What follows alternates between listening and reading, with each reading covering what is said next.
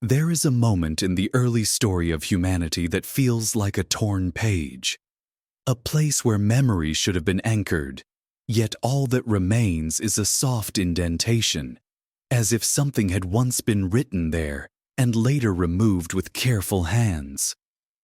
Archaeologists call it a transitional phase, a polite name for a silence that makes no sense.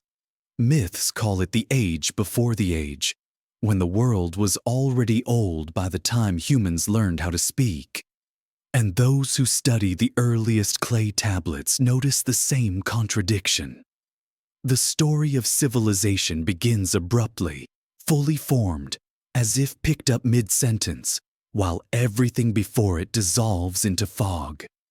Why would the first storytellers of the ancient world speak with such clarity about kings, floods, laws, astronomy, yet leave the beginning blank? Why does the human timeline feel as though someone pressed their thumb against the first lines and smudged them out? So before you get too comfortable, take a moment to like the video and subscribe. But only if you truly enjoy this kind of quiet wandering through the forgotten corridors of history.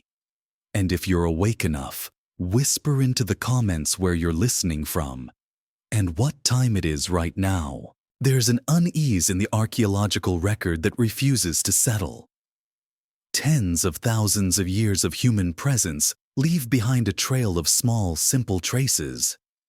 And then, with no warning, the world changes. Clay writing appears. City walls rise. Kings claim authority from realms no one can point to on a map. The language of the first tablets in Sumer is already developed, already symbolic, already referencing beings and events that belong to an earlier world, a world they never fully describe. The scribes simply assume their listeners already knew. They write as though the beginning has been lost in a way too obvious to explain. And when they do gesture toward what came before, they speak not of ancestors, but of figures they called Anunnaki, Igigi, those who descended, those who watched. Even in their own time, the scribes seem to treat these beings as a memory slipping from reach, a memory too large or too dangerous to retell directly. Some tablets describe them with reverence, others with unease. They are called shining, lofty, born of the sky. And yet the most curious detail is not the descriptions themselves, but the way they appear embedded in the earliest layers of writing, as if already ancient. Myths usually build over time, accumulating details, evolving. But these appear starting at full size, complete, rigid, consistent, like a story that predates the storytellers. What does that mean? How could multiple cities across Mesopotamia record nearly identical accounts of beings who shaped the early world, if myth normally drifts and mutates? And why do the most important tablets that reference these watchers always seem, conveniently, to be cracked, incomplete, or missing? Among them lies one artifact scholars still argue about, the Sumerian King List. A strange document, half history and half something else. It records rulers who reigned after the flood, names we can trace in real archaeology, cities like Kish, Uruk, Ur. But the list begins before that, in a space that does not behave like history at all. It describes kings who ruled for impossible spans, 28,800 years, 36,000 years, 43,200 years. The academic explanation is that these numbers are symbolic, connected to divine numerology, meant to emphasize the legendary nature of early times. And yet the scribes did not place those rulers in a mythic realm. They located them in actual cities, Eridu, Bad Tibira, Larak, all real, all excavated. Why anchor unreal kings to real places? Why give precise reign lengths if they were not meant to convey something? What bothers researchers is not the exaggeration, but the consistency. The pre-flood rains appear across multiple copies of the list, recovered from tablets separated by centuries. The same cities, the same names, the same enormous durations. If these were stories invented later, invention rarely keeps its shape so perfectly. Something held the myth rigid, as if it were not allowed to drift. And in the middle of this strange document sits one of the most unsettling lines in ancient literature. Kingship descended from heaven. The phrase appears again and again.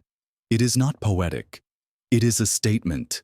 To the ancient writer, authority did not rise from the people, nor from lineage. It fell from above onto chosen rulers. This is not how most early cultures describe power. It is how one describes replacement, intervention, assignment. And yet the tablets describing this descent often read like fragments. Corners broken, lines missing, a single missing wedge altering an entire sentence.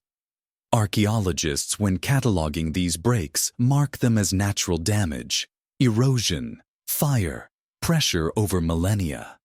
But rarely do they mention that the most sensitive passages suffer the most damage.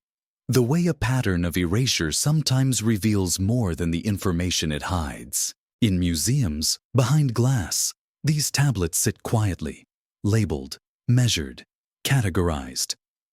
But when one looks at them closely, really looks, they have the feeling of something interrupted. A story interrupted mid-breath. A memory someone tried to compress, restrain, contain. The oldest texts hint that before humans built cities, there were already structures of stone aligned with stars. Before we observed the heavens, someone else had already mapped the sky. Before we understood time, someone had already calculated it in cycles far longer than any human life. Was this symbolic? Ritualistic? A way of expressing that the early world felt guided by forces beyond human understanding? Perhaps.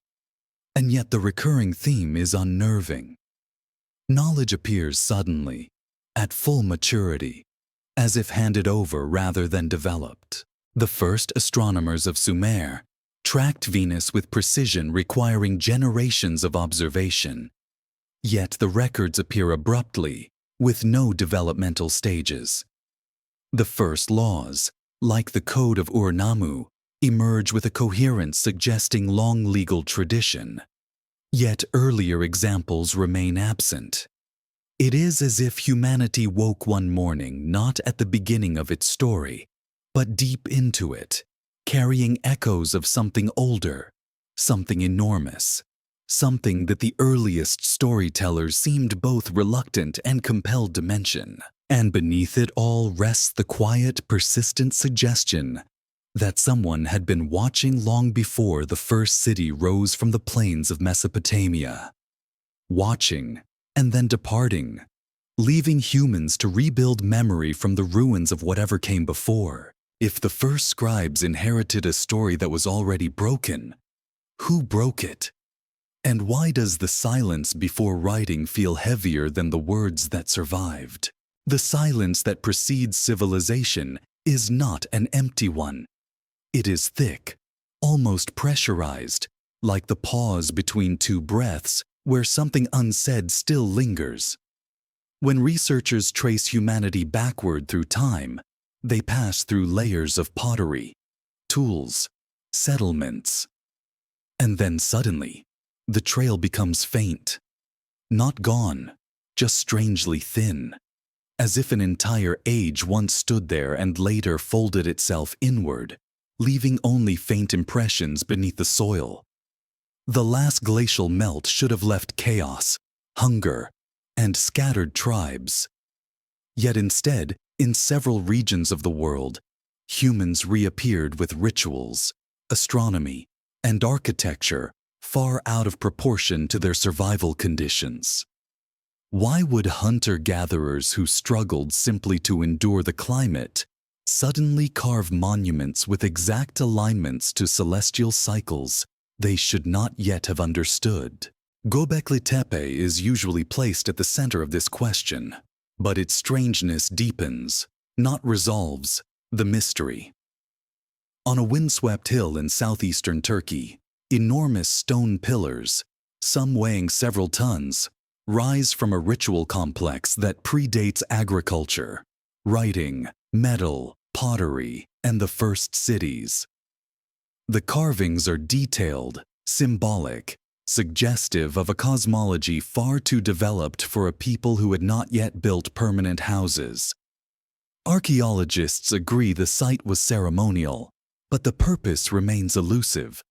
It is not a village, not a fort, not a burial ground. And yet whoever built it understood geometry, organization, and sacred space. The stones were arranged with careful intent, as though reenacting a pattern known long before it was ever shaped in rock. What disturbs researchers the most is not the site's age, but the decision to bury it. Layer after layer of backfill, intentionally placed, carefully smoothed, as if those who built the megaliths later decided to hide them beneath a thick mound of earth. Why would a culture pour vast labor into erecting monumental structures only to seal them away? What memory were they protecting? Or what presence were they trying to erase? Some scholars propose ritual closure. Some suggest changing beliefs. Others imagine an attempt to preserve the stones from climatic instability. But none of these explanations fully hold. Burial of that scale requires intention, coordination, purpose, the kind usually reserved for endings, not beginnings. And then there is the timing. Göbekli Tepe emerges just after the Younger Dryas, a period marked by abrupt climate shifts, global flooding, and extinctions. The world was unstable. Cultures were disrupted. Yet, as soon as conditions allowed, groups across the Near East began constructing monumental enclosures, performing complex rituals, tracking the sky. It is as though survivors carried fragments of knowledge not easily explained by their hunter-gatherer origins. Something inherited. Something remembered. Something they felt compelled to replicate before it vanished. Karahan Tepe, a sister site, complicates this further. Beneath the earth lie stone chambers, carved heads, rows of pillars oriented with unnerving precision. Similarities between the two sites suggest a shared blueprint, not improvised, but transmitted. But transmitted from where? And by whom? There are no earlier stages of architectural evolution leading up to these sites. They simply appear, complete. This absence of developmental phases is the same anomaly visible in the earliest writing systems and in the earliest laws. The first examples are not primitive sketches, but sophisticated systems. Why does humanity's earliest knowledge always appear at full size? The academic explanation points to cultural leaps, sudden social organization, or cognitive evolution. These are reasonable proposals, but they do not account for the synchronicity, the way similar patterns arise almost simultaneously across vast distances. Nor do they explain why multiple unrelated cultures describe visitors, teachers, or watchers in the centuries after the cataclysm. In some traditions, they descend from the sky. In others, they rise from the sea. In some, they emerge from the mountains. Different shapes, different metaphors, yet the same role. Not conquerors, not gods in the sense later religions would imagine, but intermediaries, observers, figures who instruct and then depart. The earliest agricultural sites offer the same contradiction. Farming appears not as gradual experimentation but as sudden mastery. Wheat, barley, legumes, irrigation channels. The first farmers seemed to know not only how to cultivate, but how to plan seasonal cycles, rotate land, and store grains. Where did this come from? Archaeologists see no transitional phases. Tools, granaries, and storage pits appear together, as if introduced all at once. Even domesticated animals seem to enter the story abruptly, not by thousands of years of incremental taming, but in clustered bursts. The pattern is too consistent to ignore. Knowledge arriving fully formed, lacking its childhood, missing its early versions. This is where myth edges into the archaeological record. The oldest stories from Sumer say that agriculture was taught, not discovered. That the calendar was given, not invented. That irrigation, measurement, and canal engineering were gifts from beings who watched humanity from the high places. The Akkadian tablets echo the same theme. The Book of Enoch, much later, describes watchers teaching forbidden knowledge to early humans before withdrawing. These are not literal histories, but their consistency hints at a psychological memory, a feeling shared across cultures that the knowledge marking the dawn of civilization was not earned through slow human striving, but arrived as something external, something inherited from an earlier world. And then there is the problem of the missing cities. Archaeologists believe that before settled towns arose in Mesopotamia, the landscape was dotted with seasonal camps, shifting communities, and small groups. But excavation reveals hints of older structures beneath younger layers. Stone foundations misaligned with later buildings. Platforms eroded beyond recognition. Radiocarbon dates that confuse the neat timeline. Nothing definitive, only shadows of something that may have existed and later disappeared beneath climatic upheaval. The world between 10,000 and 7,000 BCE feels like a threshold, a place where memory resets, a place where survivors rebuild using fragments of something they barely understood, a place haunted by an inheritance too large for its recipients. And across the myths of the region runs a single recurring detail: that the beings who once walked among early humans eventually returned to the sky. Some ascended in fire, some climbed ladders of light, some simply vanished. Why does this motif appear everywhere? And why does it feel less like imagination and more like a recollection of a parting, a farewell sealed into cultural memory, carried through generations like a bruise beneath the skin? If early humans rebuilt the world using remnants left behind, what exactly did they see disappear into the heavens? And why does the silence left in its wake feel so carefully arranged? There is a peculiar feeling that arises whenever ancient texts are placed side by side. Not the later religious versions shaped by centuries of interpretation, but the earliest fragments, the ones written before myth hardened into doctrine. When scholars compare these pieces, scattered across Mesopotamia, Anatolia, and the Levant, they find echoes that should not match as closely as they do. Stories separated by geography and language somehow curve toward the same constellation of figures. Beings who watched, beings who descended, beings who taught. The names differ, the descriptions shift, yet the function remains eerily constant. And that consistency is the part that scholars often avoid lingering on. Myth is supposed to diverge, not converge. Cultural imagination should branch outward, not spiral back toward a single shared archetype. So why does it feel as though these ancient tales are remembering the same presence through different accents, different landscapes, different fears? The fragments of the Book of Enoch are among the most unsettling. Not the later translations, but the older Aramaic pieces found at Qumran, brittle scrolls pulled from caves, written long before later edits softened their edges. They speak of watchers who descended in the days of Jared, who observed humanity from elevated places, who crossed a boundary they should not have crossed. But the part that draws quiet attention is not their disobedience. It is their relationship with knowledge.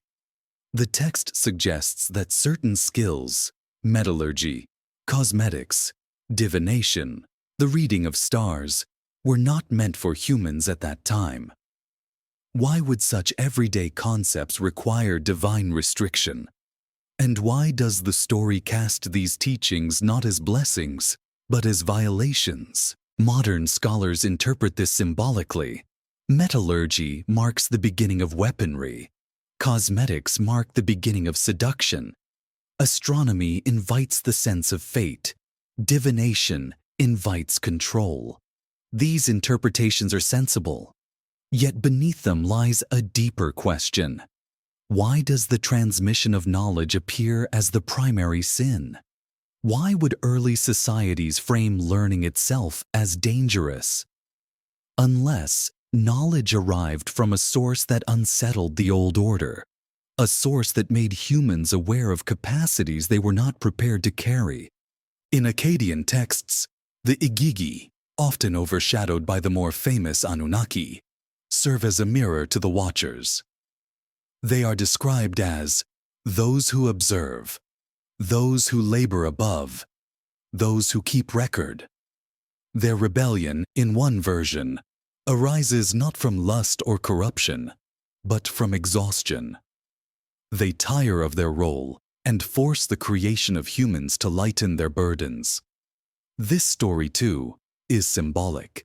Yet the symbolic meaning is curious. It casts watchers as intermediaries between higher beings and humans, while humans themselves are introduced abruptly, without a developmental arc.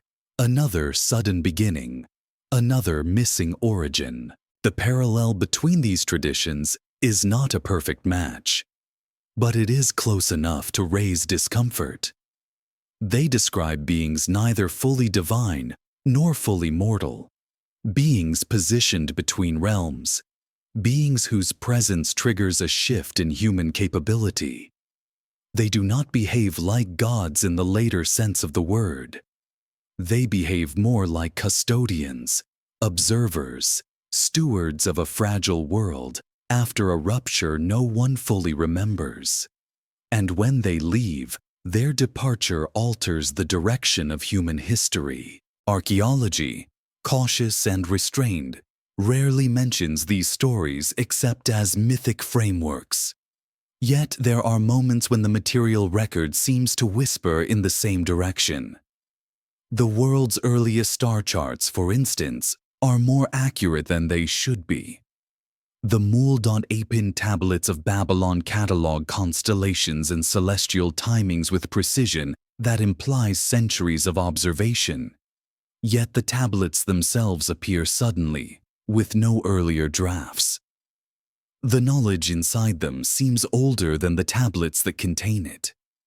One tablet even describes a period when the pole star was not the pole star, a detail requiring astronomical awareness far deeper than what early city-states should have possessed. Then there are the sky alignments embedded in architecture. At Göbekli Tepe, certain enclosures frame celestial events. At Nabta Playa, stone circles track the solstice. In the Andes, ancient walls lean against mountain silhouettes marking equinoxes. These could be coincidences, or the natural human impulse to orient sacred sites toward the heavens. But sometimes the alignments are too exact, too deliberate, too patient. They reflect not just observation, but long-term recording, the kind of knowledge preserved only by cultures that believe the sky is not merely decoration, but communication. Why did early humans study the heavens with such devotion before they even built cities? Why did they measure cycles spanning thousands of years when their lives lasted only decades? Why did they carve symbols representing sky beings long before they carved their own rulers? Something about the heavens felt inhabited. Not in a literal way, but in a remembered one. In the Enoch fragments, the Watchers teach humanity the signs of the sky, the movement of luminaries, the structure of the calendar.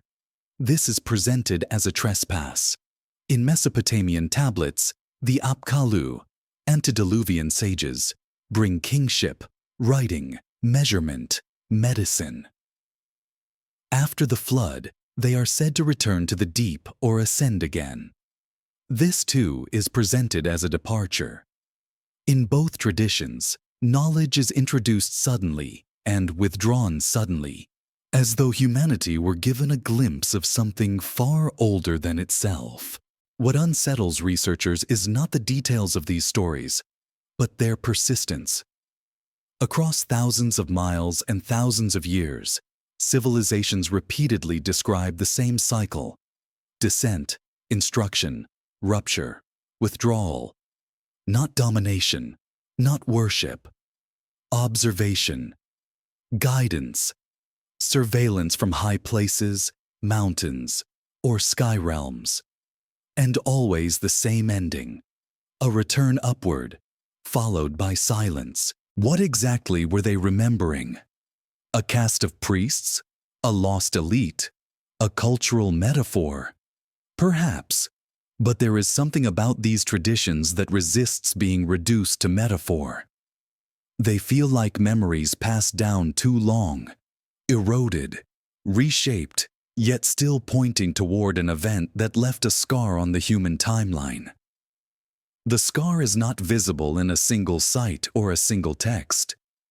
It is visible in the suddenness of civilization itself, the abrupt appearance of structured knowledge, the hidden grief embedded in stories of beings who once walked beside humans and then vanished. The earliest scribes wrote with the conviction that the world they inherited was already old, already shaped, already marked by presences they could no longer see. And when they spoke of the Watchers, their tone was not imaginative. It was nostalgic, as if describing a loss that still weighed on them. If these stories are fragments of an enormous rupture, then what exactly were the Watchers watching for? And why does it feel as though their absence matters as much as their presence?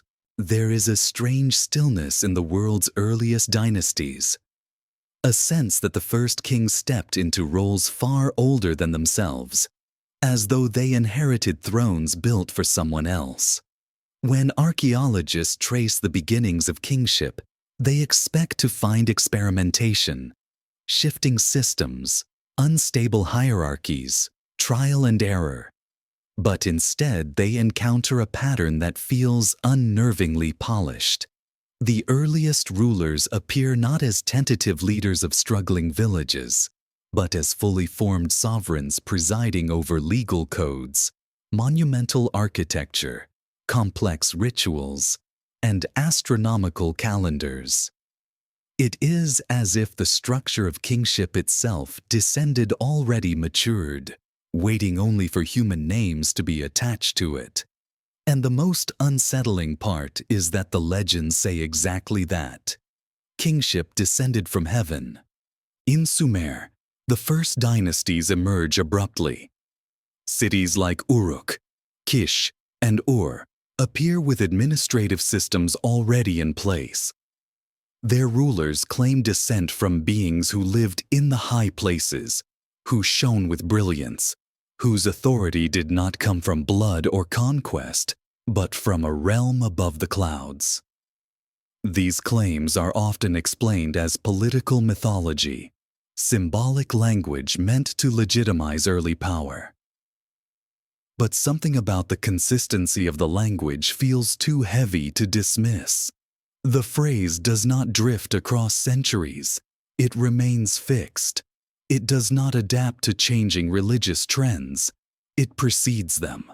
And it appears in texts separated by hundreds of miles, preserved with a precision that hints at memory, not invention. Egypt echoes the same pattern.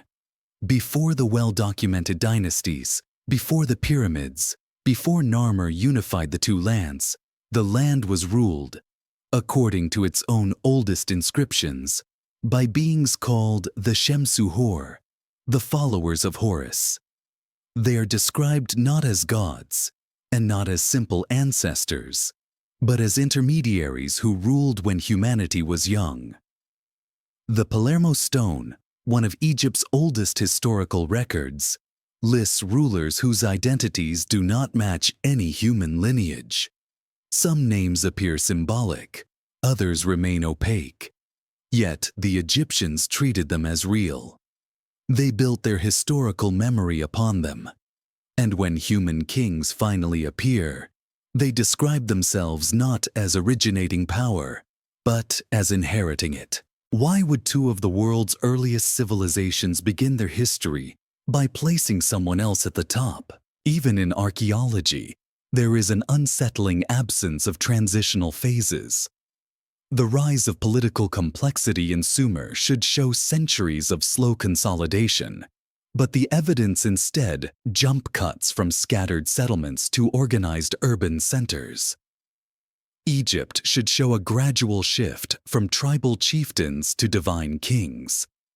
Yet the Narmer palette appears as a fully realized symbol of kingship, with iconography implying a system already ancient. It is the same problem seen at Göbekli Tepe, at the emergence of writing, and in the earliest star charts. The beginning is too clean, too complete. Some researchers propose a different explanation, that earlier civilizations existed but collapsed so completely that their traces linger only in distorted cultural memories. A vanished predecessor, a forgotten cycle, a world erased by flood, climate shock, or planetary catastrophe. If such a world had existed, what would remain of its rulers, its knowledge, its cosmology? Perhaps only symbols, perhaps only stories of shining beings who guided the survivors before disappearing. Among the most mysterious pieces of evidence are the pyramid texts of Egypt, older than the Book of the Dead, older than most surviving religious literature. They speak of a stairway the gods used to ascend, a path of light stretching toward Orion and Sirius. Scholars interpret this as funerary symbolism, a metaphor for kings joining the stars. But why would a metaphor require architectural precision? The Great Pyramid's shafts align with star positions that match the sky thousands of years before the texts were carved.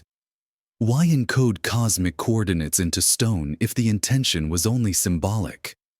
Why anchor myth to star alignments so exact they defy casual coincidence? Egyptologists caution against reading too literally, but the pattern stands. Early Egypt looked upward. Early Sumer, too, looked upward. The first kings spoke of origins in the heavens, not the earth.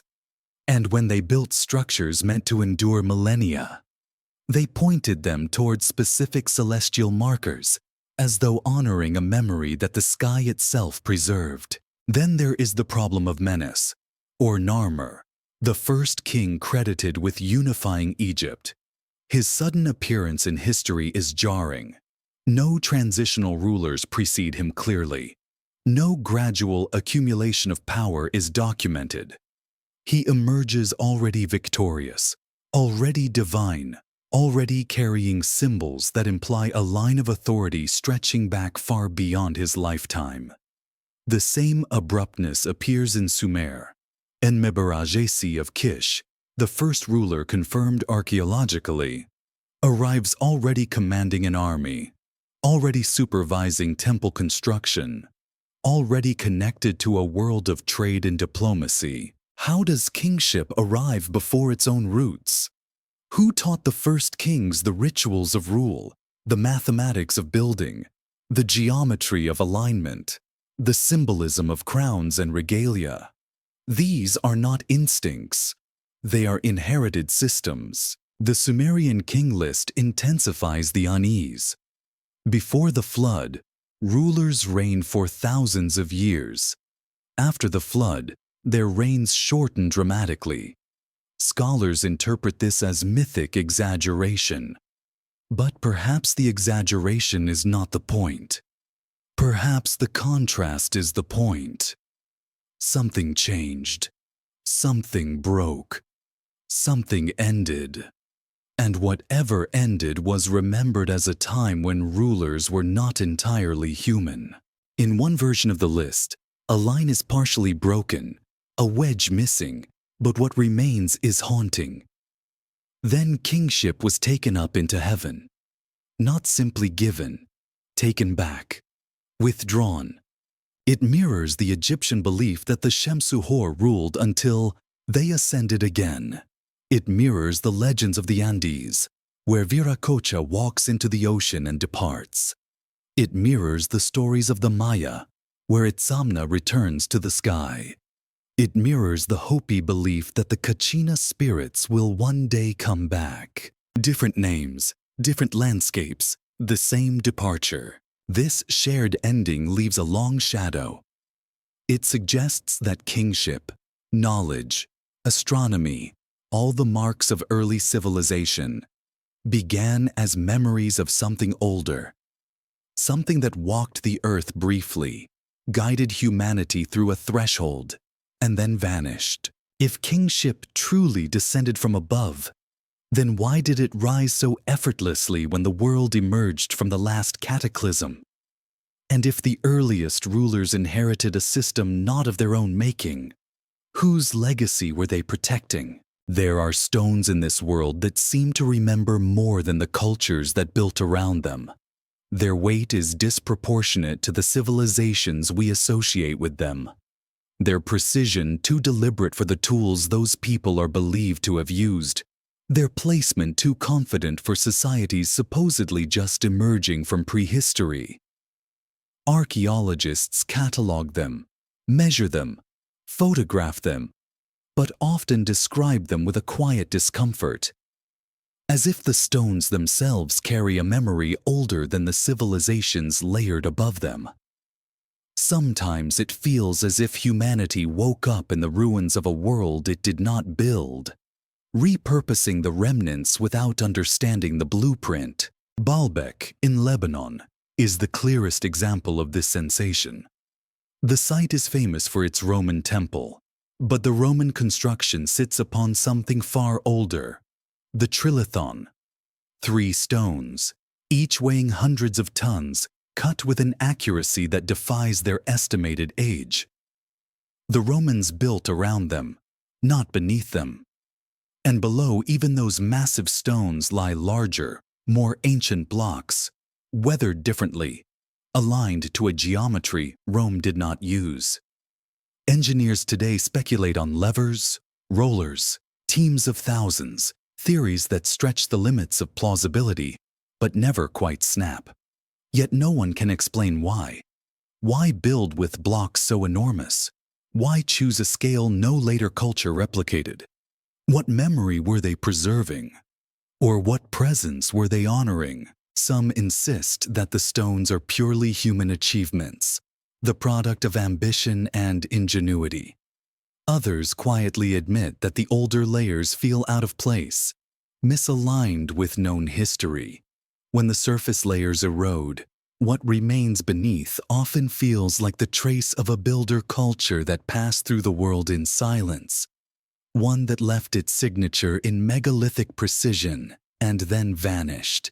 Across the world, similar patterns emerge. In the Andean highlands, the walls of Sacsayhuaman curve with a fluidity that contradicts their rigidity. The stones interlock with no mortar, carved to fit each other with microscopic accuracy. Some surfaces show signs of polishing, as though softened before being shaped. Weathering studies suggest that parts of the site might predate the Inca by a very long time. Yet the Inca themselves claimed they did not construct the oldest sections. They said they inherited them. They used phrases like, "built by those before us," or "the work of the earlier ones," echoing the same sense of inheritance found in Sumer and Egypt. In some sectors of the site, the erosion cuts deep into corners and edges, suggesting exposure to centuries, even millennia, of shifting climate. The Inca, capable builders in their own right, left a different footprint. Their later constructions are precise but not seamless, elegant but not monumental. It is the oldest layers that seem almost alien in their perfection. The question lingers, quiet but persistent. Who carved those stones? And why does the craftsmanship feel disconnected from the culture that grew around it? Even more perplexing is the subtle seismic engineering hidden within these structures. Excavations reveal foundations built to absorb shock, angled stones designed to distribute force, channels intended to manage water during earthquakes. These are not rough experiments. They are refined solutions, the kind that develop from long experience with catastrophe. Did the builders survive something that forced them to engineer for resilience? Something large enough, violent enough, to convince them that the Earth itself could turn against them. Geologists studying the region note layers of abrupt climatic collapse, intense flooding, and volcanic activity during the late Pleistocene and early Holocene. These natural disruptions left scars across continents. Some myths call them great floods. Others call them the days when the sky fell. Archaeology avoids such metaphors, but the stones do not. Their placement, design, and sheer mass suggest a response to a threat, a memory of instability older than recorded history. Another fragment comes from the Hittite archives. In their clay tablets, preserved in the dry climate of Anatolia, they describe encounters with beings called the Sky Warriors, a term scholars interpret as symbolic references to storms or divine messengers. But the context is unsettling. The Hittites record these beings as if they were ancestral memories, figures who once walked among humans before departing into the heavens. Not gods in the later sense, but intermediaries, watchers. And as with Mesopotamia, the Hittite texts often appear damaged precisely where these figures are mentioned, as though the most sensitive lines suffered the most destruction. When one looks at these broken tablets, the missing fragments feel intentional, even if they are not. The effect is the same. Absence becomes its own form of narrative. The story of the Sky Warriors remains just beyond reach, preserved only in faint echoes. And once again, the pattern repeats. A vanished group, a memory preserved in stone and myth, a departure sealed into the earliest layers of human storytelling. Consider also the platform at Tiwanaku in Bolivia, whose oldest sections contain blocks weighing dozens of tons, carved with right angles so sharp they seem machined. These structures align with solstices and star paths that presuppose an advanced knowledge of astronomy. Yet the earliest culture associated with them appears abruptly, without clear developmental roots. As in Göbekli Tepe, as in Sumer, as in Egypt, the beginnings feel too advanced. The puzzle grows heavier with every site. Megalithic foundations older than the cultures standing above them. Precision that should not exist in that era. Erosion that suggests forgotten timelines. Something from the deep past fades into the background, leaving only stone as its witness. Perhaps this earlier world was not unified. Perhaps it was not a single civilization but a pattern. Groups scattered across continents, inheriting knowledge from an even older source, rebuilding after a catastrophe, carrying fragments of a legacy they barely understood. Perhaps their monuments were not expressions of power, but reminders of an age that ended violently. And perhaps the reason so many of these sites point toward the sky is because they remembered someone, or something, watching from above. If the stones truly remember what human cultures forgot, then what kind of presence were they built to honor, protect, or withstand? And why do the oldest layers feel as though they were constructed for a world that no longer exists? There is a hush that settles over the oldest stories of knowledge, a hush that feels less like reverence and more like caution. When ancient cultures speak of the first wisdom offered to humanity, their tone darkens, as if the act of teaching itself carried consequences that echoed long after the lessons were given. These early texts do not treat knowledge as innocent. They treat it as something powerful, disruptive, even forbidden. And that sense of danger, that awareness of boundaries crossed, emerges not in a single place, but across an entire region, stretching from the Levant to Mesopotamia, from Anatolia to the Zagros Mountains. In the archives of Ugarit, a city perched on the Syrian coast thousands of years before its destruction, scholars found fragments describing beings who lived before the Great Flood, beings who possessed mastery over arts and sciences humanity had not yet learned. The clay tablets call them Apkallu, sages of antediluvian wisdom. They are portrayed as intermediaries, part divine and part earthly, gifted with knowledge of medicine, writing, incantation, irrigation, and astronomy. Yet the tone is not celebratory. The knowledge they share is described as powerful and dangerous. There is always a shadow trailing behind the gift. Mesopotamian accounts echo this unease. They describe 7 sages, 7 Apkallu, who emerged before kingship descended, who taught humanity the skills necessary for survival and civilization. But after the flood, these figures vanish, replaced by corrupted, diminished descendants. The implication is subtle but unmistakable. What humanity inherited after the cataclysm was only a dim reflection of what once existed.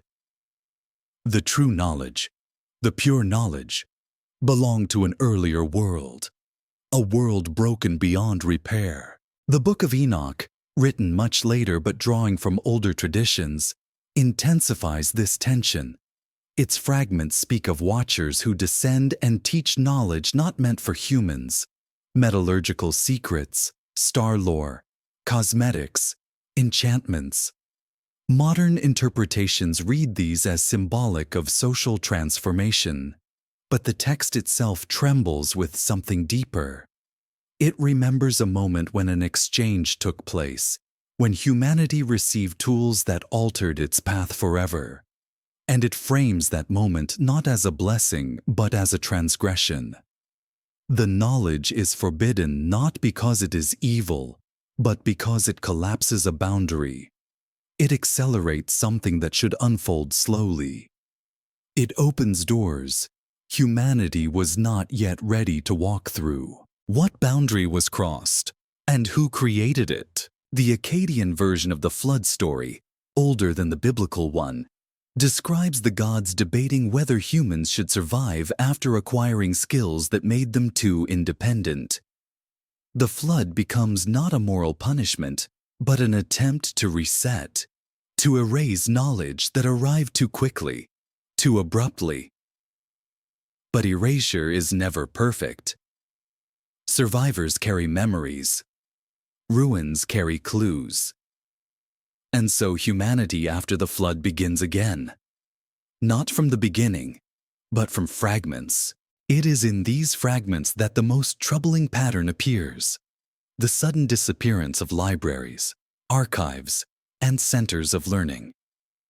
Across the Near East, entire repositories vanish in periods of turmoil, burned, washed away, buried, shattered.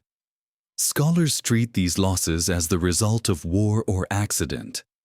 Yet the repetition is difficult to ignore. Again and again, systems of knowledge are wiped clean, leaving only scattered pieces behind. The effect is not random. It feels like a series of ruptures, each one severing a link to something older. Consider the Library of Ebla, a Bronze Age city discovered beneath layers of ash. When archaeologists unearthed it, they found thousands of tablets meticulously organized, containing administrative texts, rituals, trade records, and myths. Some mention the Apkallu directly. Others allude to pre-flood traditions. But then the city burned, the archive sealing itself in fire. The tablets survived only because the flames baked them hard enough to endure. Without that accident, an entire chapter of ancient memory would have dissolved into dust. Elsewhere, the archives of Ashurbanipal, the great Assyrian library, suffered a similar fate. Thousands of tablets were shattered or reduced to fragments. Among the losses were texts that referenced beings before kingship, watchers of the heavens, those who rose again after the catastrophe. Only a handful of these survive in damaged form. Lines cut off mid-sentence, words missing, meanings lost in the breaks. It is as though the ancient world attempted to preserve its deepest memories, but time and conflict conspired to dismantle them. Not fully, but just enough to leave the story incomplete. Even stranger is the way certain types of knowledge disappear entirely. Astronomical texts referencing star cycles before the known historical period show up in scattered tablets, but without origins. Advanced irrigation methods appear in early cities but vanish in later ones, suggesting they were inherited rather than developed. Some early healing rituals reference substances that researchers cannot identify, as though the knowledge came from an unfamiliar world, one that ended abruptly. What kind of event wipes clean entire systems of knowledge across multiple cultures? Some point to the Younger Dryas cataclysm, a period of abrupt cooling, massive flooding, and ecological destruction. Others propose successive wars, migrations, collapses, but none of these fully explain the pattern. The loss is too synchronized, too selective, too focused on the oldest memories. The memories connected to pre-flood teachers, watchers, sages. In myth, the explanation is simpler. The knowledge that belonged to the earliest world was taken back, withdrawn, hidden, lost by design. This is not literal history, but myths often preserve emotional truths that archaeology alone cannot capture. They express a feeling that humanity once brushed against a higher realm of understanding, and that something intervened, abruptly ending the exchange. Perhaps the knowledge was too powerful. Perhaps the teachers were not meant to linger. Perhaps humanity, in its early fragility, misused what it was given. Across these stories, one motif returns with quiet insistence. After the rupture, the watchers retreat. The sages withdraw. The teachers vanish. Humanity is left alone, holding fractured pieces of an inheritance it barely comprehends. If the earliest knowledge was forbidden not because it was wicked, but because it was overwhelming, then what kind of world existed before the flood? And why did it require such careful unmaking? And if those who once guarded the boundary withdrew, what exactly were they trying to prevent? There is a quiet certainty in the way ancient people looked at the sky. A certainty that does not match their material simplicity. Their tools were crude, their settlements fragile, their lives brief and precarious. Yet their understanding of the heavens suggests a patience, a precision, a sense of orientation far older than their societies appear to be. It is as if the night sky served as a memory vault for a world that no longer existed, and early humans were not learning the stars for the first time, but remembering them. The constellations carved into stone, the alignments built into temples, the sky maps etched on bone and clay. None of them behave like the first attempts of a young civilization. They behave like the remnants of a much older tradition, one that passed through catastrophe and resurfaced in fragments. Nabta Playa, a stone circle deep within the Sahara, is among the earliest known astronomical structures on Earth. It predates Stonehenge by millennia. It aligns with the summer solstice, and its stones mark the positions of stars associated with Orion and Sirius, constellations that later cultures across Africa and the Near East would connect with beings who came from the sky. How did nomadic pastoralists, who left behind no monumental cities or written records, measure celestial movement with such precision? What compelled them to anchor their memory in stone instead of leaving it to oral tradition? At Göbekli Tepe, far to the north, certain enclosures frame specific regions of the sky. Carvings of vultures, scorpions, foxes, and other animals correspond to constellations identified by archaeoastronomers. Pillar 43, the vulture stone, appears to encode a date associated with a comet impact at the onset of the Younger Dryas. Whether this interpretation is correct or not, the fact that the carvings can even be mapped onto sky patterns raises unsettling questions. These were hunter-gatherers. They should not have been mapping precession, the slow wobble of Earth's axis over 26,000 years. And yet the alignments suggest an awareness of long-time cycles no single human could observe in a lifetime. The farther one travels across the ancient world, the more these alignments multiply. In the Andes, the walls of Machu Picchu and the Intihuatana stone align with solstices, equinoxes, and the heliacal rising of specific stars. In Polynesia, navigators memorize sky maps spanning thousands of miles of ocean with a precision that astonished modern sailors. In ancient Persia, Zoroastrian traditions describe celestial teachers who revealed the structure of the heavens. In India, Vedic texts reference cycles of time so vast they reach backward beyond the known world. Yugas, Mahayugas, Kalpas, periods that make human history feel like the flicker of a candle in a cavern. Even more enigmatic is the Dogon controversy. In the mid-20th century, French anthropologist Marcel Griol recorded the Dogon people of Mali claiming that Sirius, the brightest star in the sky, had an invisible companion, Sirius B, long before modern telescopes confirmed it. Later scholars challenged his methods, arguing that contamination or miscommunication may explain the knowledge. And yet, even setting that aside, the Dogon star traditions remain peculiar. They describe the sky not as a place of distant objects, but as a realm inhabited, observed, remembered. Why does this memory appear everywhere? And why does it always circle back to the same regions of the sky? Across cultures, myths connect Orion with sky beings, with hunters from the heavens, with teachers who arrived in the distant past.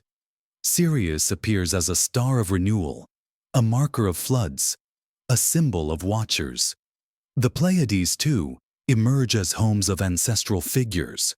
In Japan, in Greece, in the Americas, in the Pacific, these are not identical myths, but they form a pattern, as though early humans inherited a shared orientation toward the sky, a shared sense of significance encoded not in cultural invention, but in memory. Archaeologists explain this through practical necessity: agriculture, navigation, ritual calendars. And this is partly true. The sky governs seasons, tides, migrations. But practical use does not require such enormous precision.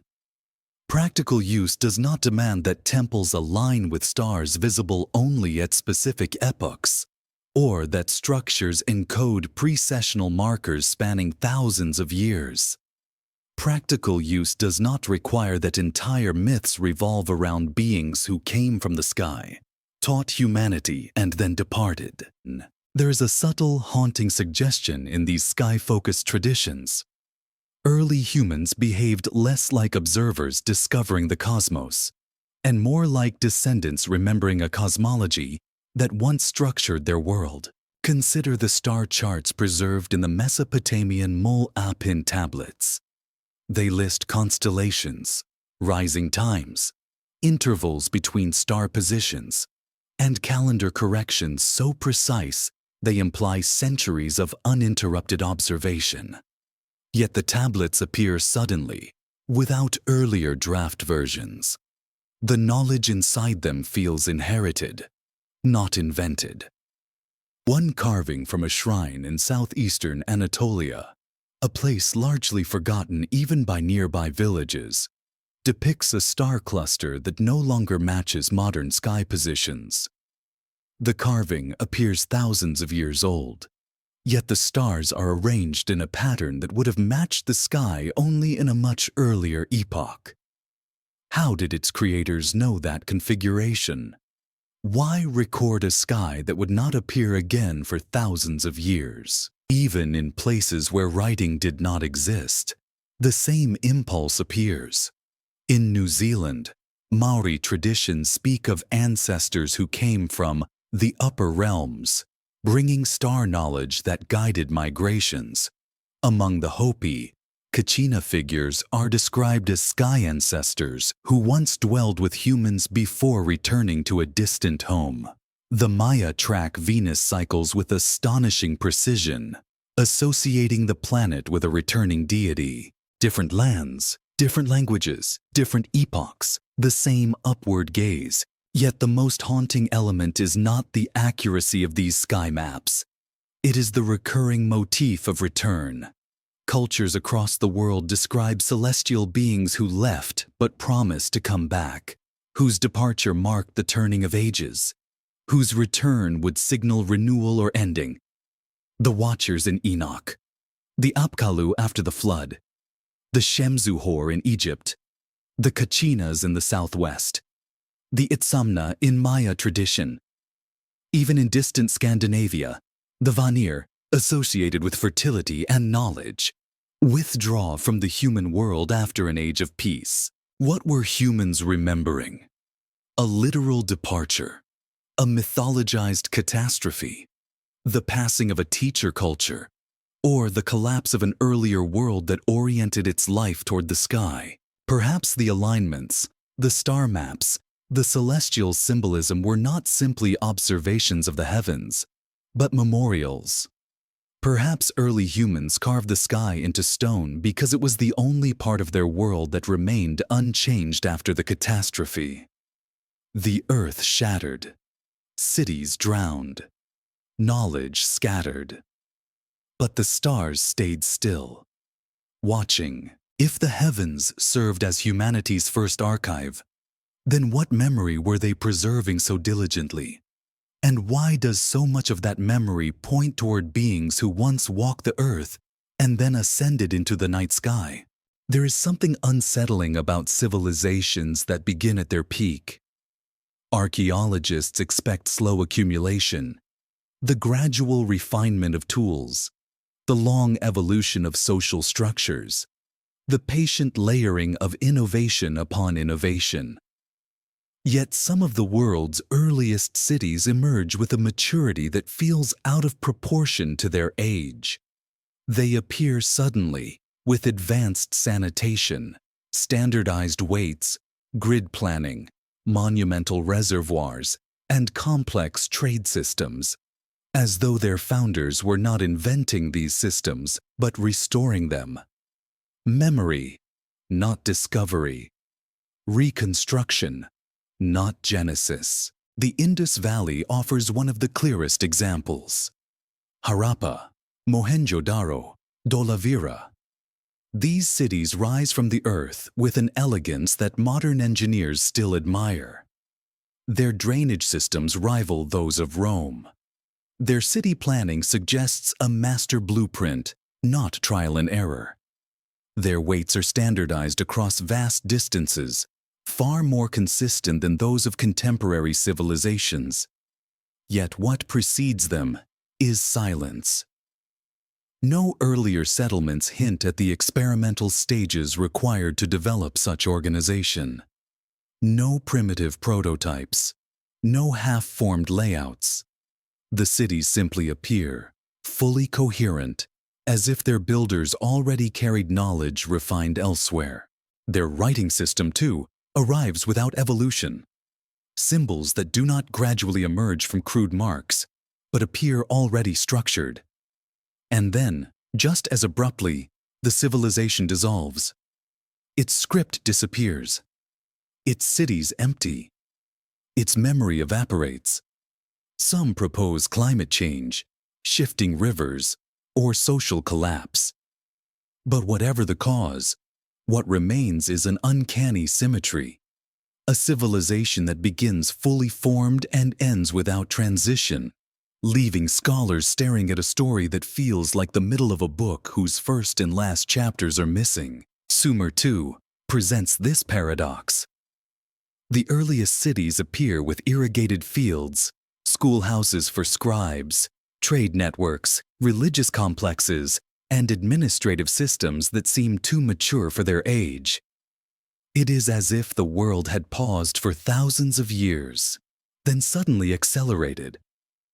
Tablets referencing earlier traditions, antediluvian kings, pre-flood sages, watchers from the sky, hint that the Sumerians themselves believed they were inheritors, not pioneers. They wrote not as creators of civilization, but as custodians of something older, something partially remembered. Egypt shares this strangeness. The earliest dynastic architecture shows precision and symmetry unrivaled by later generations. The first pyramid, the step pyramid of Djoser, is not primitive. It is audacious. It arrives not as a prototype, but as a masterpiece. Subsequent pyramids fluctuate in quality, rising and collapsing, improving and failing. But the first stands like an echo of a forgotten era. The same is true of early hieroglyphs. They appear suddenly, not as crude pictographs, but as a full writing system, ready for royal decrees and funerary texts. Why do the beginnings feel so advanced and the trajectories so uneven? Some researchers point to environmental factors. The sudden stability after the Younger Dryas, the fertile floodplains, the abundance of resources. But environmental opportunities do not explain why knowledge, architecture, astronomy, and social organization appear ready-made.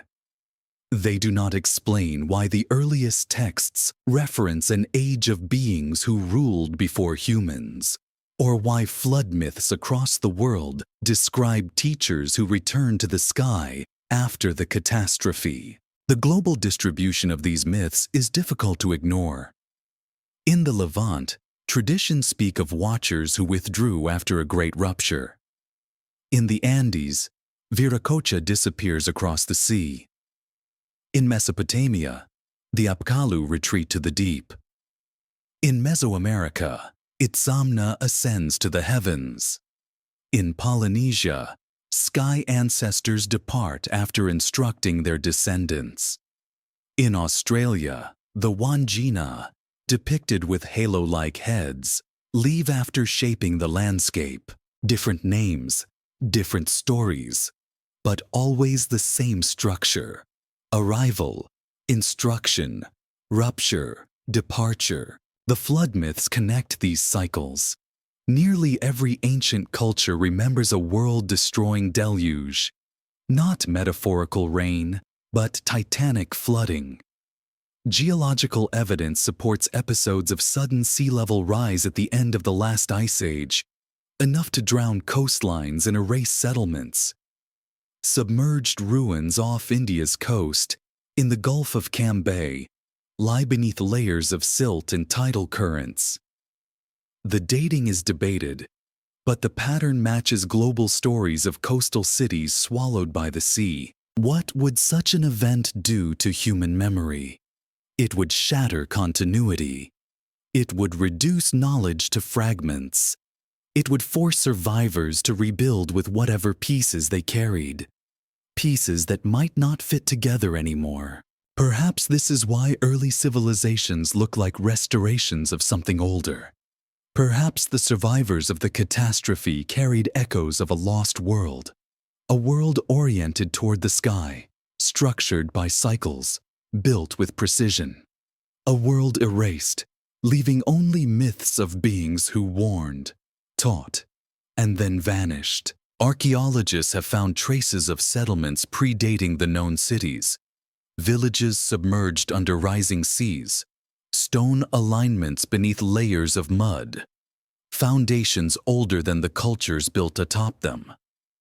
None of this proves a lost civilization, but it gestures toward a timeline less linear than textbooks suggest. A timeline with a fracture, a reset, a memory of something immense, half buried under floodwaters and ash. The disappearance of early writing systems reinforces this sense of rupture. The Indus script vanishes. Linear A vanishes. Proto-Elamite vanishes. Even the earliest Sumerian tablets reference earlier traditions now lost. Languages appear at full complexity, then dissolve, leaving no evolutionary trail. What kind of world produces writing, architecture, and astronomy in full bloom, and then loses them? Perhaps the answer lies not in a single event, but in cycles of growth, destruction, renewal. Civilizations begin at their peak because their beginnings are not true beginnings. They are restorations of something partially remembered, rebuilt on the foundations of a world that did not survive intact. And if so, what of the beings these cultures described? The Watchers, the Sky People, the Shining Ones. Were they metaphors, memories, or symbols of a presence that guided the last survivors of a shattered age? If early civilizations inherited their brilliance from a world destroyed by water and fire, then what remains hidden beneath the oceans, waiting silently in the dark? And why do so many ancient stories insist that the teachers who once shaped humanity will one day return? There is a kind of ghost that lingers in the world's oldest languages, not a spirit, but a residue, a trace of something that once existed in full shape and then faded, leaving only shadows beneath the words we speak today. Linguists call them substrates, isolates, proto-families, lost branches. But these are careful names for something far stranger, languages that appear fully formed, without ancestors, without evolution, without linguistic childhood. Languages that behave as though they emerged from silence already mature, carrying concepts too complex to belong to the earliest agricultural villages. Languages that feel inherited. Proto-Indo-European is one of them. Scholars reconstruct it through painstaking comparisons, rebuilding a hypothetical tongue spoken by a people who left no writing, no monuments, no clear homeland. The reconstructed vocabulary includes words for wheels, horses, metalwork, and sky deities. Concepts odd for a people whose archaeology remains elusive. The language seems to have spread across continents with a coherence that defies the fragmented nature of prehistoric societies. It hints at organization, mobility, perhaps even hierarchy. Yet no one knows where it began, or from whom the Proto-Indo-Europeans inherited their earliest cosmology. Proto-Afro-Asiatic presents a similar mystery. Its descendants include ancient Egyptian, Akkadian, Hebrew, Berber, and Somali, a linguistic family sprawling from the Sahara to Mesopotamia. But the proto-language appears to originate not from any known cradle of civilization, but from a timeline predating writing, agriculture, and the earliest cities. How does a language with words for ritual, law, sky, and divinity predate the structures those concepts belong to? Did a forgotten culture give rise to these terms? Or did survivors of a catastrophe carry their vocabulary into the new world they were forced to build? Even more enigmatic are the undeciphered scripts, systems of writing that appear in the archaeological record with no developmental stages. They burst into existence, flourish briefly, and then vanish, leaving no descendants. Rongorongo of Easter Island is one example. Hundreds of wooden tablets, covered in glyphs arranged in a pattern unlike any other writing system on Earth. No earlier forms, no contemporary parallels. And then extinction. The knowledge lost, the language erased, the meaning sealed forever. Some believe it emerged from Polynesian memory, others that it was an attempt to record cosmological teachings too ancient to preserve orally. But the truth remains hidden, carved into weathered wood that refuses to speak. Proto-Elamite is another. Found in Iran, older than cuneiform, older than hieroglyphs, composed of symbols that resist translation. Its structure suggests a full writing system, yet it disappears within a few centuries. Why does writing bloom and vanish like this? Why do some societies invent complex scripts only to abandon them abruptly? Was the knowledge lost, suppressed, or was the language itself a fragment carried from an older, broken world? Linear A, the script of the Minoans, has defied decipherment for over a century. It predates Linear B, the script used by the Mycenaeans, yet it remains impenetrable. The Minoans built palaces with sophisticated plumbing, remarkable art, and maritime networks crisscrossing the Mediterranean. And yet their language, the one that shaped their entire worldview, is sealed. It feels like a doorway leading to a forgotten memory, but the key is missing. These languages behave like artifacts brought from one world into another. Language as inheritance, passed down by survivors who no longer remembered its full meaning. Perhaps the most haunting evidence comes from symbols carved long before writing emerged. Geometric patterns at Blombos Cave, petroglyphs in Europe and Australia, ochre engravings in Africa. Some appear tens of thousands of years old, but they echo motifs seen in later sacred scripts. How can a mark scratched into cave rock millennia before agriculture resembles symbols found in early temple inscriptions? Is this coincidence, convergence, or the trace of a symbolic language carried across ages of darkness, resurfacing in new forms but preserving an ancient seed? Even scholars admit that the timeline does not behave logically. Writing should evolve. Language families should branch naturally. Scripts should have prototypes. But again and again, the earliest examples appear too refined, too complete. They do not look like the first attempts of a young species learning to communicate abstract ideas. They look like the memories of something older. This is why some researchers speak of a lost linguistic stratum, a layer of language predating the known families, preserved only in fragments. A vanished mother tongue, a proto-cosmology, a conceptual system that once structured a world erased by flood, drought, volcanic winter, or orbital change. The Younger Dryas ended abruptly. Seas rose, ice sheets collapsed. Whatever cultures thrived before the catastrophe may have vanished entirely, leaving only the faint echo of their voice embedded in the first languages of the post-flood world. Could these undeciphered languages be the residue of that voice? Consider the symbols found at Göbekli Tepe, recurring glyphs carved into pillars long before writing existed. A fox, a vulture, a scorpion, but also abstract shapes, crescents, H-shapes, pillars adorned with hidden lines. Some believe these represent constellations. Others propose that they are fragments of a proto-writing system, not full language, but memory prompts, a way to preserve knowledge from a world before the flood. And then there is the astonishing discovery in southeastern Anatolia. A set of symbols carved on limestone that match, though separated by thousands of years, early Sumerian pictographs. How does a symbol reappear after millennia of silence? How does an idea survive the collapse of continents, the drowning of coastlines, the erasure of cities?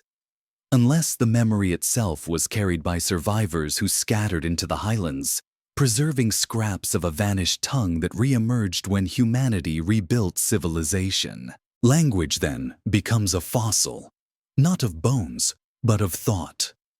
A trace of the worldview of a people whose existence is otherwise erased. And when these ancient languages speak of sky beings, watchers, shining ones, teachers, are they remembering literal encounters, or encoding metaphors for the fragments of knowledge inherited from an older world?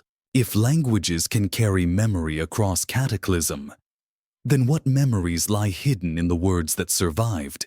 And what stories remain sealed in the scripts we can no longer read? There is a motif that moves like a quiet pulse beneath humanity's oldest stories, not the tales of creation or destruction, but the ones that speak of return. It is a strange pattern because it does not behave like ordinary myth. Most mythologies look backward, describing how the world came to be. But these stories look forward, waiting for something, or someone, who once walked among humans and then vanished. The tone is rarely fearful. It is anticipatory, reverent, mournful. As if early civilizations believed their golden age did not lie in the past, but in a future moment when the ones who departed would come back. The Olmec civilization, one of the earliest in the Americas, left behind colossal stone heads with faces unlike any other art style of the region. Their myths, poorly preserved but echoed in later Maya traditions, describe sky jaguar beings, luminous visitors, feathered teachers. These were not deities in the later sense, but intermediaries, figures who carried knowledge from realms above. They teach agriculture, timekeeping, astronomy. And then, abruptly, they return to the heavens. The Maya would later remember Itzamna, a radiant, serpentine figure who brought writing, healing, and calendrics before ascending once more into the sky. Why does the story begin with arrival and end with departure? Why does it skip the middle, the part we expect a myth to focus on? Among the Hopi, the Kachina spirits arrive from the upper worlds, stay for a time, teach the clans, and then leave, promising to return at a moment of global transition. Hopi elders describe them not as gods, but as friends, visitors, teachers, beings who descended in the time before time. Their symbols resemble star-like masks. Their rituals reenact the memory of descent, not creation, not domination, but arrival. And the Hopi songs speak of a moment when the sky beings lifted away, retreating to a realm no longer accessible to humans. Across the Pacific, in Polynesian genealogies, sky ancestors such as Tauhaki and Wiro descend to instruct mortals, then ascend again through pillars of light. In Maori traditions, these ancestors are not metaphors. They are treated as individuals with lineage, movement, purpose. They do not rule. They visit. They bring knowledge, then withdraw. Their departure is never framed as abandonment. More like the closing of a door between two realms that once touched. The motif repeats in ancient Persia. Zoroastrian texts describe luminous beings who once walked the earth, guiding early humans before retreating to the realm of light. Their return is prophesied at the end of a cosmic cycle. Even in these early accounts, the Watchers are neither omnipotent nor anthropomorphic. They are guardians of order, beings whose presence marks epochs. The Dogon of Mali speak of visitors from the star world of Potolo, who descended in the distant past, taught agriculture and ritual knowledge, and then departed, promising to return. Again, the controversy over Sirius B shadows the tradition, but the larger narrative remains striking. Knowledge arrives from above, alters the trajectory of a people, and then is withdrawn. The same structure appears in the Andes. Viracocha, the luminous founder god, is said to have walked among humans, teaching the arts of civilization before vanishing across the ocean, promising to come back during an age of upheaval. In some legends, he rises into the sky. In others, he steps into the sea and disappears into the western horizon. And then Egypt, whose clarity often intensifies mystery instead of dispelling it. The Shemsu Hor, the followers of Horus, rule before human kings. They govern peacefully, preserve order, and then vanish, described as ascending once more to the sky. Later texts do not treat this as symbolic. They treat it as an epoch, a historical phase preceding human rule. It is the same pattern whispered across continents: arrival, teaching, withdrawal, promise of return. Why would civilizations separated by oceans and millennia preserve the same sequence? The academic explanation is psychological. Humans project lost ancestral memory onto the sky, idealize origins, and imagine cyclical returns. This is possible, but the uniformity of the pattern is uncomfortable. Myths usually diverge wildly, yet these stories converge, repeating the same rhythm across cultures that should have had no contact. Even more peculiar is the architectural dimension. Many temples designed to honor these returning figures are built on a scale beyond the needs of their human builders. Some doorways are too tall, some halls are too long. Some platforms seem designed for beings of different proportions, a symbolic gesture perhaps, but again the symbolism repeats globally. At Tiahuanaco, at Baalbek, at Karnak, structures suggest not merely reverence, but accommodation, as if rituals reenacted relationships with beings whose presence required larger spaces. The Maya ball courts, aligned with celestial movements, reenact descents and ascents. The Egyptian temple complexes include sky windows, architectural features meant to frame specific stars. The Hopi kivas, with ladders leading upward, symbolize connection between realms. Across the Pacific, raised platforms and star-aligned temples serve as landing sites for sky ancestors. These are not identical designs, but they share an idea: sacred space oriented upward, not inward. Then there is the literature. In the Popol Vuh, the Maya creation text, the gods attempt to shape humans multiple times, as if restoring something that once existed. In the Sumerian flood story, the Apkallu teach humanity, depart after the cataclysm, but promise that knowledge will return when cycles shift. In Vedic cosmology, the gods withdraw at the end of a yuga, but return at the dawn of the next. In Norse myth, the Vanir temporarily dwell among humans before retreating.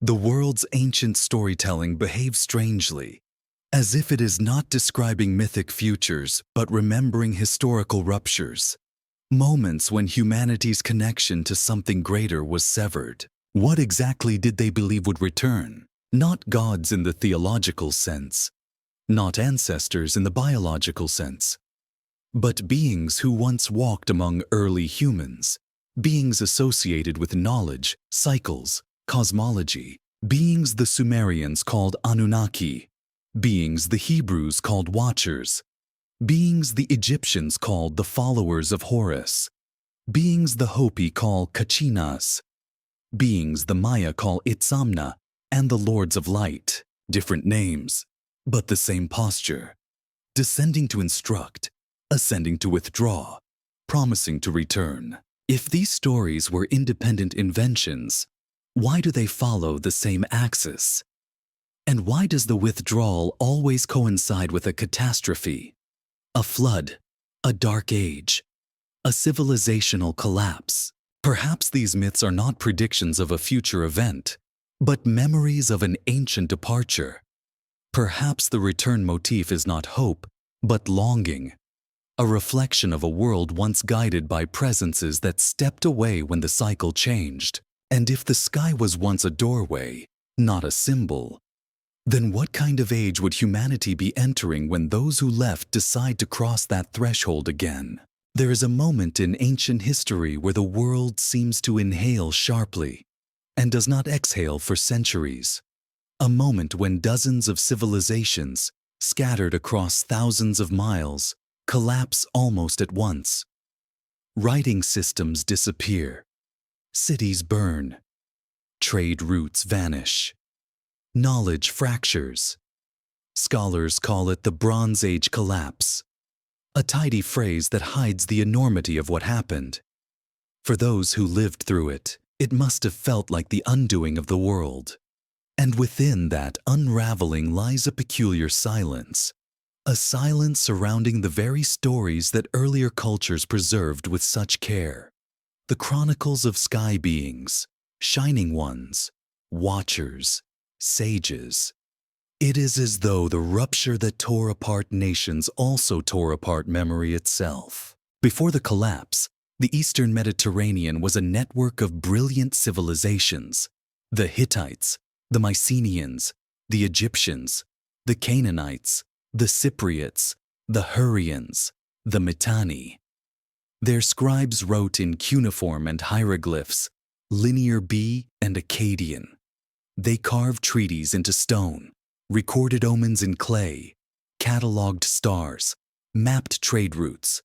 Then, within a single generation, their writing systems disintegrate. Palaces fall. Libraries burn. And the knowledge that survived the Great Flood thousands of years earlier vanishes again. Some blame drought. Some blame famine. Some blame raiders. Some blame systems collapse. But something about the synchronicity feels unnatural. Civilizations do not usually fall in unison unless the force acting on them is larger than climate, larger than politics, larger than war. Something like a pressure wave across time. The kind that erases not just buildings, but continuity. In the ruins of Ugarit, tablets scattered across charred floors show signs of being baked in the fire that destroyed the city.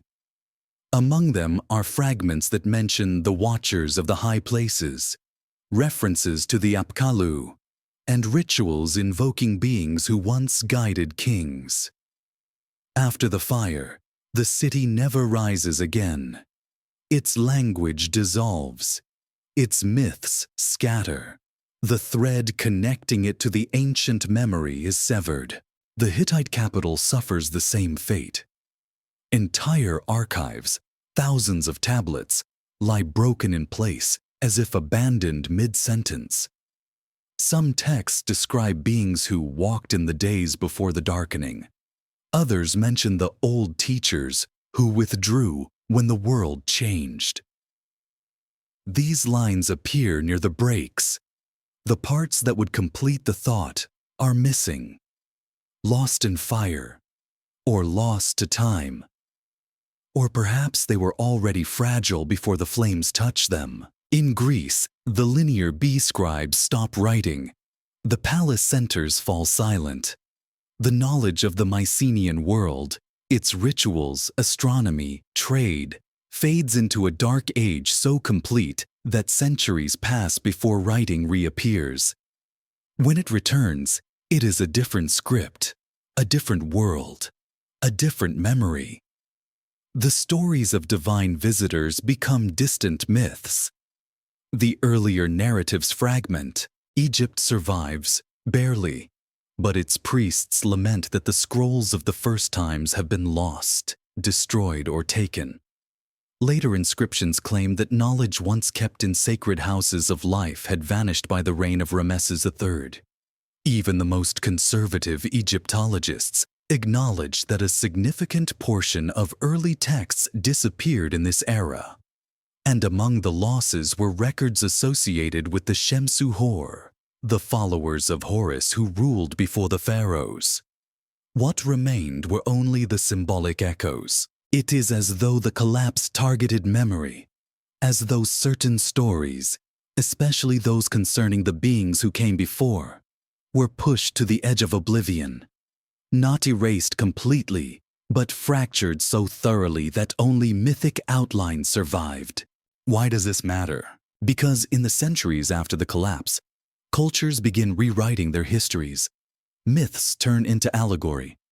Cosmology becomes theology. Ancient knowledge becomes taboo, heresy, speculation. The Watchers who once instructed humanity become angels, demons, gods, metaphors. Their memory transforms, not by accident, but by necessity. When the infrastructure of knowledge disappears, memory reverts to story, and story drifts. But the drift is not uniform. Something curious happens. Across the world, cultures begin reinterpreting the Watchers not as companions or teachers, but as threats. Beings whose presence once signified order now become warnings. Guardians turn into punishers. The tone shifts from reverence to fear. In the Levant, the Watchers of Enoch become fallen beings. In Greece, the Titans who once governed cosmic cycles become imprisoned forces. In India, the Asuras become antagonists. In the Hebrew texts, references to pre-flood beings grow sparse, then vanish. The rupture did not just destroy cities. It altered humanity's relationship to its oldest memories. Is this simply the evolution of mythology? Or does it reflect a deeper psychological process? The trauma of losing a world so abruptly that anything associated with the earlier age becomes frightening, forbidden, dangerous. Archaeology rarely speaks of trauma, but the Bronze Age collapse leaves emotional shadows. A civilization that loses its writing loses its anchors. A people who lose their scribes lose the custodians of memory. And when memory is torn away, the vacuum fills with fear, speculation, fragments that drift into legend. It is in this vacuum that the great erasers of time appear. Not literal beings, but forces. Fires that consume libraries, floods that drown coastlines, wars that topple archives, earthquakes that bury temples. The combined effect is indistinguishable from deliberate erasure, and yet, some stories survive, faint and flickering. Small tablets from the outskirts of Mesopotamia speak of the shining ones who retreated before the Dark Age. Hittite fragments mention the ones who rose again to the sky when the fires came. Later, Aramaic texts hint at beings who walked no more among men after the calamity. All incomplete, all broken, all suggesting an earlier world that ended not just physically, but narratively. And then comes the strangest part. After the collapse, new religions rise, new gods, new cosmologies, but beneath them lie the bones of the old stories, reinterpreted, rebranded, subdued. The Watchers are no longer part of history. They become myth. The shining ones fade into angels and demons. The teachers become tricksters. The pre-flood rulers become giants. Allegories, warnings. Something was lost, and humanity filled the silence with safer stories. What exactly disappeared during the Great Rupture? Was it memory? Was it presence? Or was it something humanity was never meant to forget? And if the destruction of the Bronze Age severed our link to the beings who once walked beside early humans, then what traces of them remain hidden in the ruins we have yet to excavate, or in the stories we dismiss as myth? There is a certain heaviness in the places where history has been deliberately thinned, a heaviness that feels different from natural loss. Fires, floods, decay. These erase without intention. But some absences behave like choices. Pages burned in a controlled pile. Shelves emptied one scroll at a time. Stone inscriptions chiseled until the original meaning dissolves. The ancient world did not merely forget parts of its past. It curated what survived. And in this quiet curation, something essential slipped into the dark. The memory of those who came before. Those luminous figures who walked beside early humans, taught them, instructed them, then withdrew. After the Great Collapse, this memory becomes a problem, a threat, a story that needed rewriting.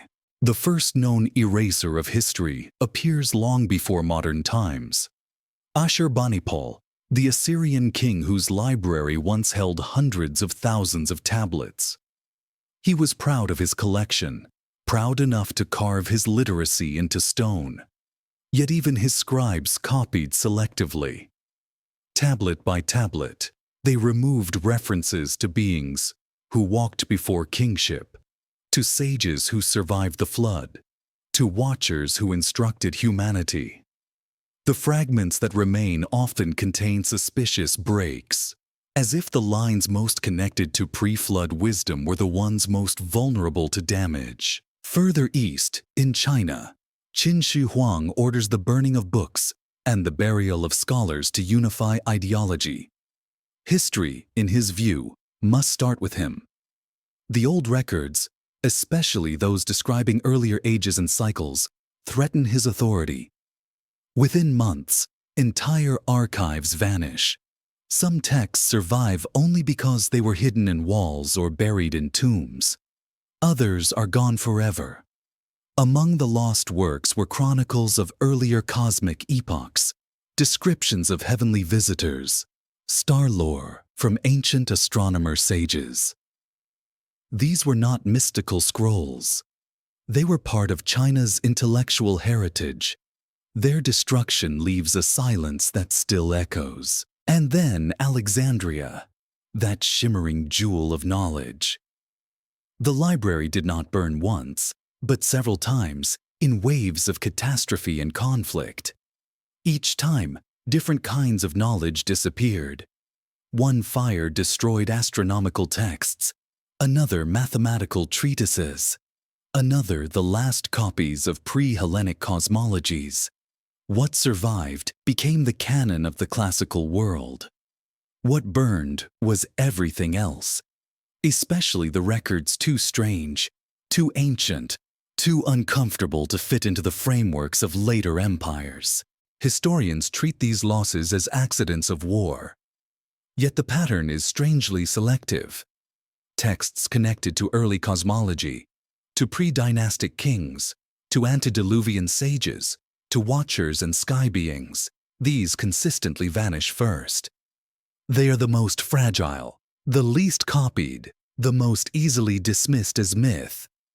But is fragility really the reason? Or did later societies sense something in those stories that threatened their emerging worldviews? When knowledge is rewritten, the rewritten version becomes truth. Everything that remains outside the new narrative becomes myth. And so, in the centuries after the Bronze Age collapse, cultures begin recasting their earliest memories not as history, but as metaphor.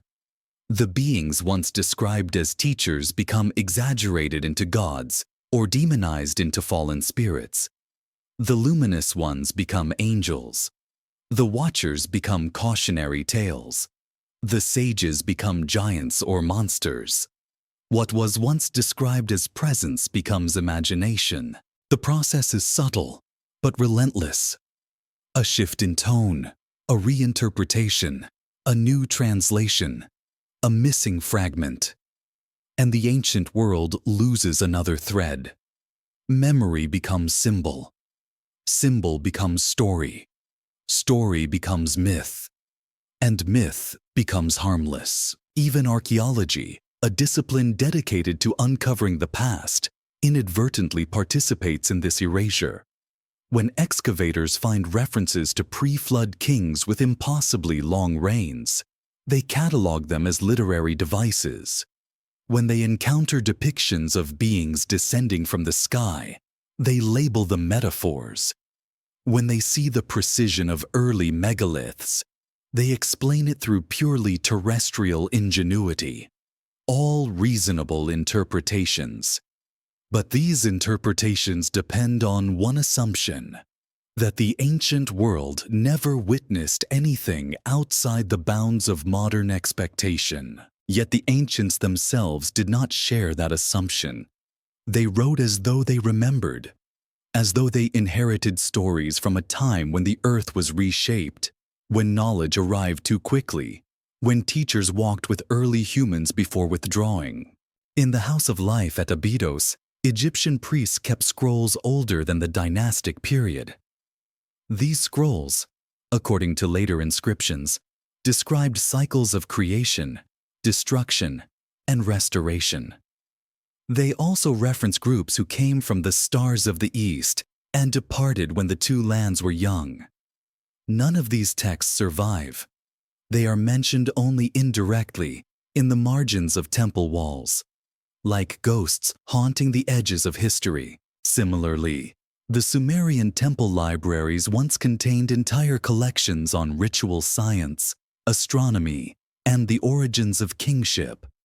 Many of these tablets list earlier copies from older archives that no longer exist. When the last copies were broken or burned, the earlier versions disappeared with them. What remains is the faint outline of a story without its core. This pattern continues across continents. Mesoamerican codices destroyed by missionaries. Polynesian genealogies suppressed under colonial rule. Aboriginal star lore dismissed by anthropologists. Everywhere, the oldest stories are the first to fade, especially those that remember beings who crossed boundaries between sky and earth. Why were these stories so vulnerable? Were they simply too old, too mythic, too fragile to survive? Or did their disappearance serve a purpose? Did later societies need to forget them in order to establish new cosmologies, new orders, new political structures? Erasure does not always look like destruction. Sometimes it looks like reinterpretation. Sometimes it looks like translation. Sometimes it looks like silence. And yet, in every region where the old stories were buried, a few fragments survived, enough to hint at a larger whole, enough to suggest that humanity once saw itself not as alone, but as part of a wider community of beings, some earthly, some celestial, a broken tablet, a damaged glyph, a forbidden text rewritten as allegory, a myth that no longer knows it once described something real. The question that lingers in the shadows of this erasure is not merely what was lost, but why. Why would the earliest stories of humanity's origins be the ones most consistently obscured? Why did the memory of the Watchers, the Shining Ones, the Sky Teachers become dangerous to remember? And if the world that followed the collapse needed to forget, what truth lay within those ancient stories that later ages found unbearable? There's a point where history dissolves into myth, and myth dissolves into something quieter, a kind of collective dreaming. Not fiction, not memory, but a residue left behind after the truth has faded. The final threads of the ancient story lie in that borderland, where archaeology grows cautious, linguistics grows uncertain, and mythology grows luminous. It is here, in this soft territory, that humanity's oldest recollections of the Watchers, the sky beings, the Shining Ones begin to blur. Not because they were invented, but because they were carried too far across time, eroded by translation, silence, and the long centuries of forgetting. What remains are symbols, half-remembered gestures, fragments of a world glimpsed from the corner of the mind, the echo of a presence that once walked alongside early humans. When the earliest civilizations emerged, they did not describe their origins with confidence. They described them with longing. Their myths read like attempts to recall a story told long ago, a story already slipping away by the time the first scribes pressed reed into clay. The Sumerians wrote that kingship descended from heaven. The Egyptians remembered an age when the Shem-Suhor ruled before the pharaohs. The Maya spoke of teachers who returned to the sky.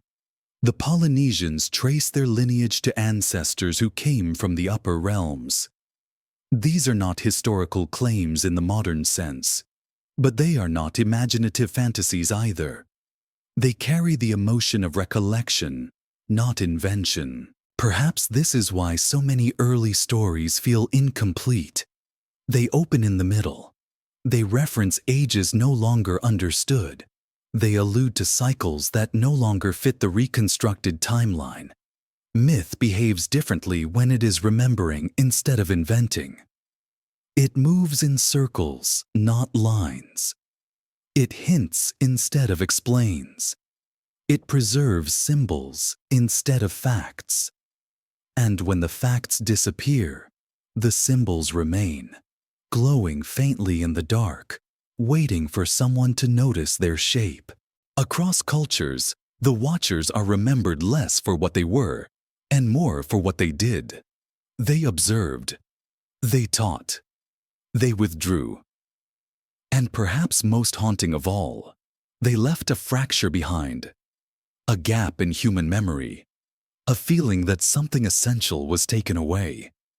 Even in traditions that demonize them, the tone carries a strange ambivalence, as though the anger masks an older sadness. The Hebrews remembered them as beings who descended in an age when the world was fragile. The Greeks transformed them into titans and Promethean figures.